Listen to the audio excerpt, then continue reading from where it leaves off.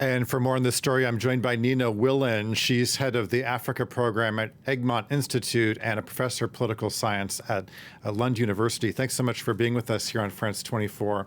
How do you read the current situation in Niger? And in your view, is it looking likely or not likely that this crisis can be resolved without military intervention? Yes, right now the coup leader seems to send a bit of a mixed signals to both international partners, but also to the domestic community, because as we saw just in this clip, that they are both encouraged diplomatic negotiations, that they're open to negotiations, but at the same time, they have now said that they're ready to prosecute the President Bazoum. The fact that they are voicing this intent to prosecute the president seems like a way to get rid of him since the president has refused to resign during these 3 weeks. And at some point, the junta would want to entrench their power. And as long as the president is still legally the president, that's difficult for them to do. Well, in the meantime, ECOWAS has issued a couple of ultimatums, but has yet to follow through on taking military action. Why do you think that is? Well, they have faced quite a lot of resistance, not only from the states within the region. We know that Mali and Burkina Faso, two of the suspended ECOWAS members, because they have themselves undergone a coup, they have said that such an intervention would be seen as a declaration of war against their own states.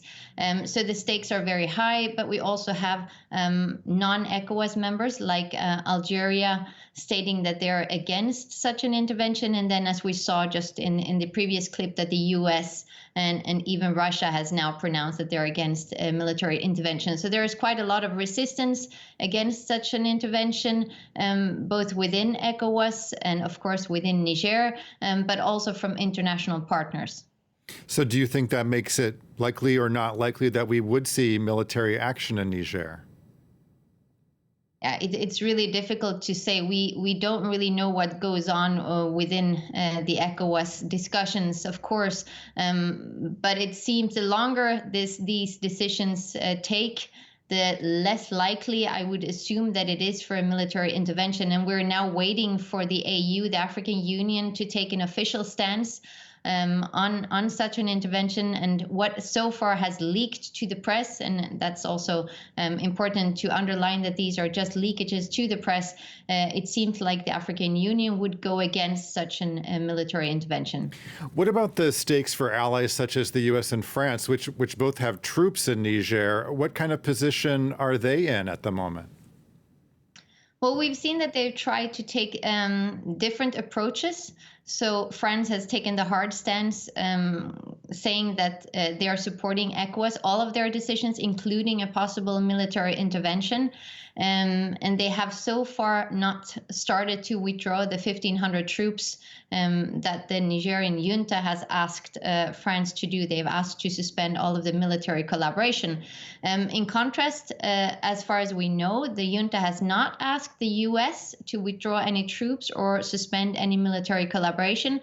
And the US has tried to negotiate with the junta. They've sent the Undersecretary of State for talks with the nominated Chief of Defense, General Barmou, who has been an ally to the US and has been trained by the US for the past few decades.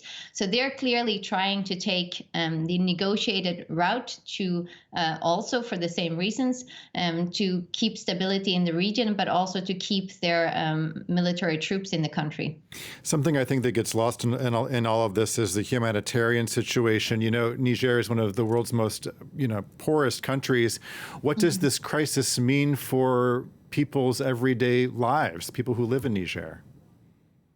Well, like in most of these instances, when we're focusing on the coup leaders and the political and military elites of these countries, we, of course, often forget to look at the everyday population who are suffering from the sanctions that are now imposed by ECOWAS. And we know that the food prices and the petrol prices have increased very rapidly during the past weeks, which are, of course, affecting the civilian population enormously.